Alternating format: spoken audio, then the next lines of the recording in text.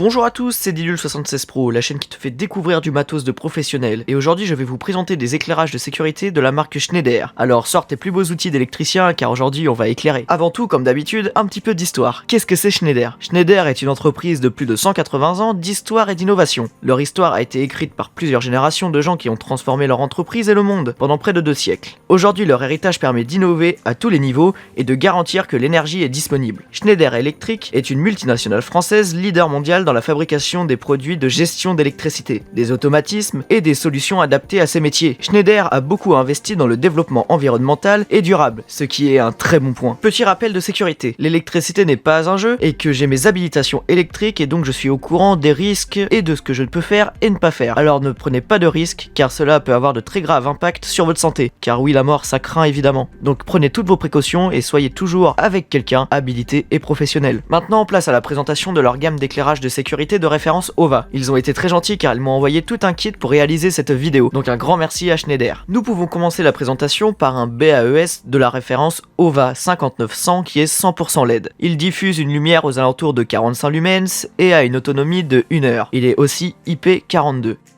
Dans le carton, vous retrouverez du coup un BAES, une notice format papier mais qui est aussi disponible sous format PDF numérique, différentes étiquettes de signalisation pour s'adapter au mieux à votre secteur. Ensuite, nous avons un bloc autonome d'éclairage d'ambiance de la référence OVA 59300, qui est lui aussi 100% LED. Il diffuse une lumière aux alentours de 410 lumens et a une autonomie de 1 heure. Il est lui aussi IP42. Dans le carton, vous retrouverez un bloc autonome d'éclairage d'ambiance et une notice papier qui est aussi disponible au format PDF.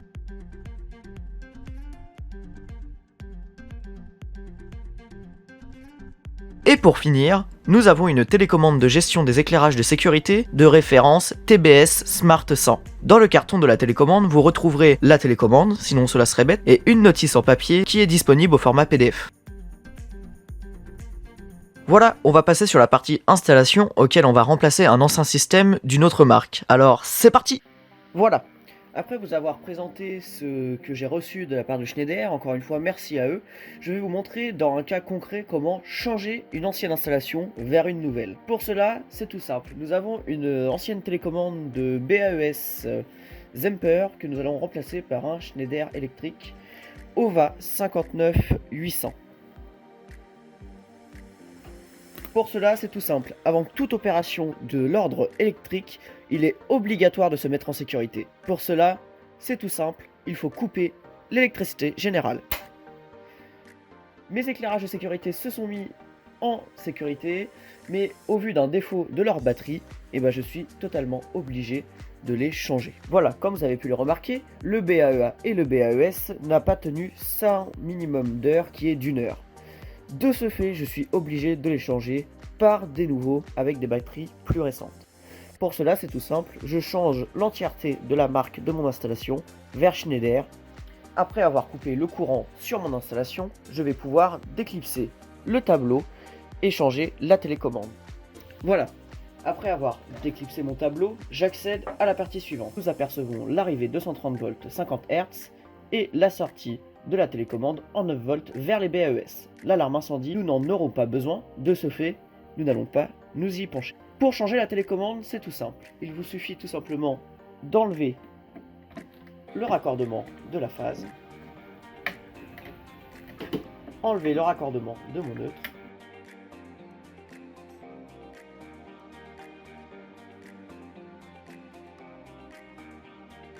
voilà. Après avoir enlevé ma phase et mon neutre, je vais pouvoir enlever mon ancienne sortie de mes BAES. Pour cela, c'est aussi très simple. J'ai tout simplement à dévisser, comme ceci.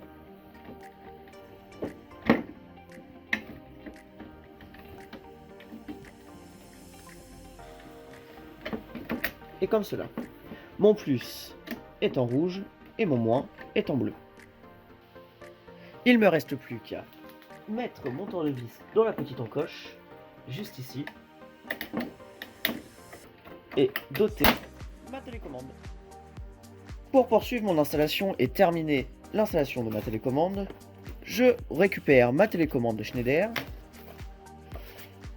j'enlève mes 2 batteries, donc, qui sont en 9 volts et de 150 mAh.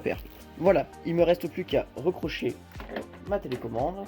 Alors, elle est beaucoup trop petite pour la taille de mon coffret et j'en suis vraiment désolé, donc je vais pas pouvoir le refermer, je vais devoir faire avec. J'en ai pas d'autres sous la main, donc je ne peux pas le modifier, mais si vous êtes sur une installation tertiaire et que vous devez implanter une télécommande et que votre coffret en l'occurrence est trop petit, vous devez impérativement le changer. Donc voilà, moi je vais devoir faire avec parce que je n'en ai pas d'autre. Et j'en suis encore une fois désolé. Il me reste plus qu'à raccorder ma phase, mon neutre, mon moins et mon plus. Et je vais pouvoir après m'attaquer au BAES.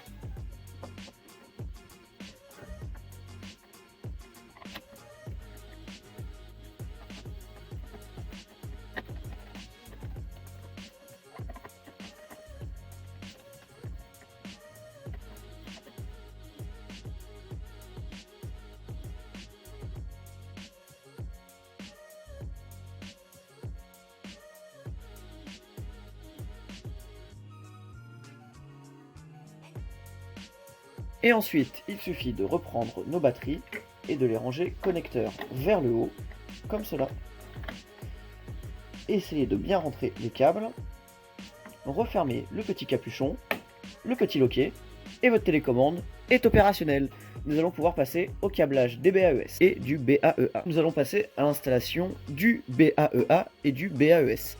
Pour cela, il suffit de retirer les anciens blocs, en faisant comme ceci et comme cela. Donc le bloc est enlevé et nous accédons au bornier de raccordement 230 volts et au raccordement de la télécommande. Nous allons prendre ensuite le bloc d'ambiance, donc l'OVA 59300, procéder à son ouverture. Pour cela, rien de compliqué, vous ouvrez le carton. Et nous arrivons sur quelque chose comme cela. Nous procédons à son ouverture et nous remarquons que nous avons le capot de protection avec les raccordements électriques en orange, les informations aussi sur le bloc juste ici, à la carte électronique, et veillez à chaque fois que vous commandez un bloc chez Schneider à connecter la batterie comme ceci. Ce que nous avons à faire, c'est tout simple, il suffit de ôter les borniers de raccordement, donc des arrivées et des sorties vers les différents blocs. Donc c'est tout simple, vous appuyez sur le bornier et en l'occurrence pour cette marque là, il suffit de les secouer et de tirer très fort. Donc voilà, vous avez compris le principe. Une fois que vous avez enlevé les petits borniers de raccordement, il vous suffit de prendre, dans mon cas, une dévisseuse et de dévisser l'ancienne pattern de fixation. Alors si je visse, forcément ça va pas marcher. D'enlever les anciennes vis.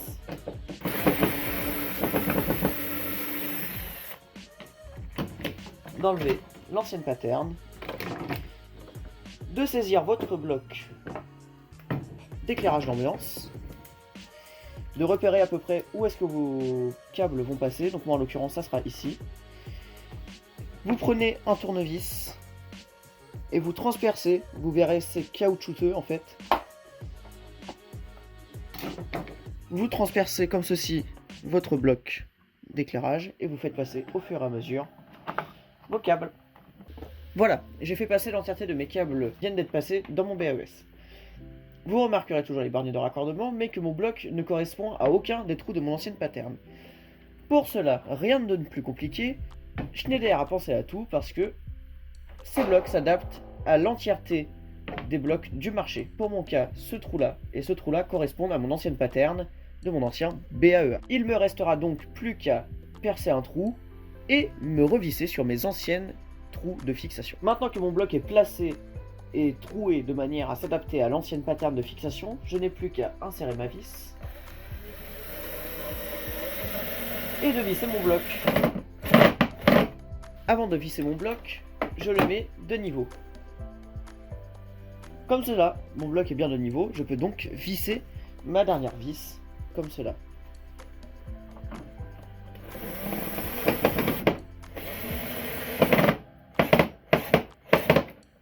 Et voilà, mon bloc est de niveau, et il ne me reste plus qu'à le raccorder au bornier.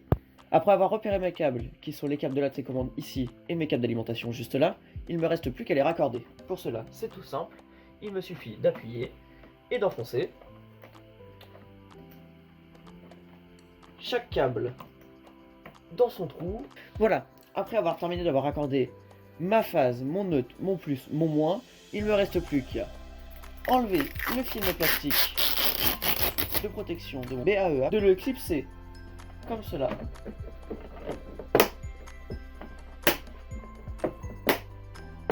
Et comme cela, et mon bloc est opérationnel et il me restera plus qu'à câbler le BAES. Pour le BAES, c'est tout simple, il vous suffit aussi de prendre un petit tournevis plat, de lever juste ici et d'abaisser sur le bas.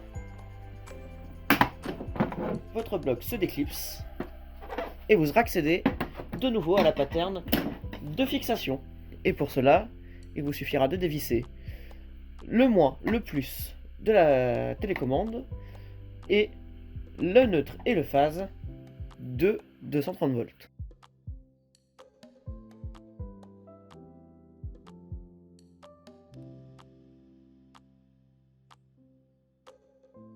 Et voilà, mes câbles sont maintenant libérés, il ne me restera plus qu'à dévisser les deux anciennes vis et à installer le nouveau BAES.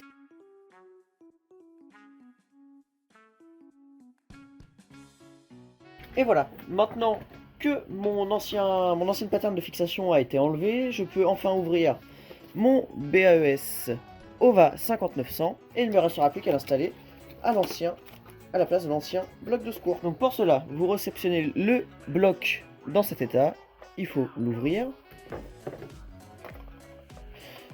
Ah, donc celui-là il a été bloqué, alors vous reprenez un petit tournevis plat que vous insérez juste ici et vous faites levier et l'entièreté du bloc se décroche. N'oubliez pas de connecter la batterie comme cela. Hop, ma batterie est connectée et mon bloc est bientôt opérationnel. Il vous suffit de repercer à nouveau le petit caoutchouc qui est juste ici. Vous en avez un ici aussi et un ici. On va le percer et ensuite je refais passer mes câbles et je les reconnecte à nouveau sur mon bornier. Bon, désolé, il y a eu un petit souci sur la vidéo, j'ai mon téléphone qui n'avait plus de batterie donc il s'est coupé littéralement. Je m'en excuse, alors pendant ce temps-là, du coup j'ai mis de niveau mon bloc et j'ai vissé mon bloc, donc c'est la même chose que pour le bloc qui est juste au-dessus. Donc là du coup il suffit de raccorder mon plus et mon moins de ma télécommande et ma phase et mon neutre de mon 220. Alors pour cela c'est encore une fois tout simple, vous appuyez sur le plus, enfin du moins sur le support de Wago, vous enfoncez bien, vous lâchez et ça tient. On fait la même chose sur le moins, on appuie, hop, on pousse bien, ça tient, et la même chose ici, on appuie, on enfonce, ça tient, et ici c'est pareil, on appuie, on enfonce, ça tient. Il suffira juste de remettre les câbles proprement, de les renfoncer même un petit peu dans le mur, et mon raccordement sera nickel. Voilà, après avoir replacé mes câbles proprement, il me suffit plus qu'à prendre mon bloc avec la carte électronique et de l'insérer comme cela.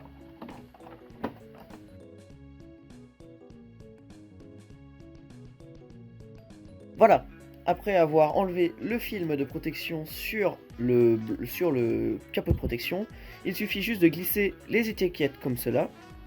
Donc on va partir sur une évacuation par escalier vers la gauche. Alors comme vous le remarquerez, c'est un peu compliqué à installer les affiches parce qu'en fait il ne s'accroche plutôt mal. Voilà. Nous clipsons le bloc. Et voilà, le bloc est opérationnel. Nous avons un éclairage vers escalier vers la gauche, un bloc d'éclairage d'ambiance juste au-dessus, et la télécommande qui est juste là, auquel je ne peux pas remettre le capot de protection comme je vous l'ai expliqué tout à l'heure. Il ne reste plus qu'à remettre sous tension et à regarder les éclairages s'initialiser.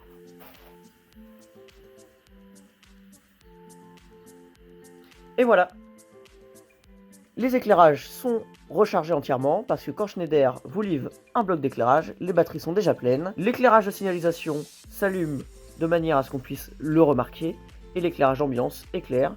Les deux LED sont actuellement au vert pour signaler que le bloc est en état de marche. Et si je fais un test avec la télécommande, je peux éteindre les éclairages, les mettre en position de sécurité. Donc là, ça n'a aucun impact sur les éclairages, tout simplement parce qu'ils sont sous tension. Mais si, par exemple, je crée une rupture d'éclairage comme cela, les éclairages sont passés automatiquement en mode de sécurité, donc en autonomie de 1 heure. La télécommande s'est éteinte, et si admettons je dois faire une maintenance, j'ai juste à appuyer ici. La télécommande est passée au rouge, et les BAES vont s'éteindre. Et voilà, les blocs se sont remis au repos, et je peux les réactionner en appuyant juste là. Et mes éclairages vont repasser en position de sécurité. L'éclairage est très puissant, permettant une évacuation digne de ce nom, et l'éclairage d'ambiance ou anti-panique éclaire très fortement afin que vous ne paniquez pas dans le noir. Je vais vous faire une démonstration en pleine nuit et on va voir ce que cela va donner. Je remets le secteur, les blocs repassent en veille et je vais éteindre tout de suite la lumière pour voir les états des éclairages dans le noir. Et voilà, comme vous pouvez le voir, les éclairages éclairent très peu quand ils sont en état de veille. Mais quand nous passons en rupture d'éclairage, nous remarquons que tout de suite, ils éclairent beaucoup mieux. Le principe, bien sûr, d'un bloc d'éclairage. En procédant à l'extinction par le biais de la télécommande, nos blocs s'éteignent entièrement.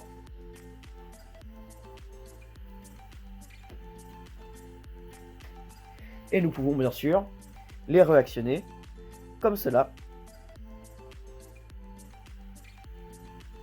Et nous sommes repassés en position de sécurité. Et là, nous pouvons évacuer dans de bonnes conditions. Et voilà quand on remet le courant sur les éclairages de sécurité.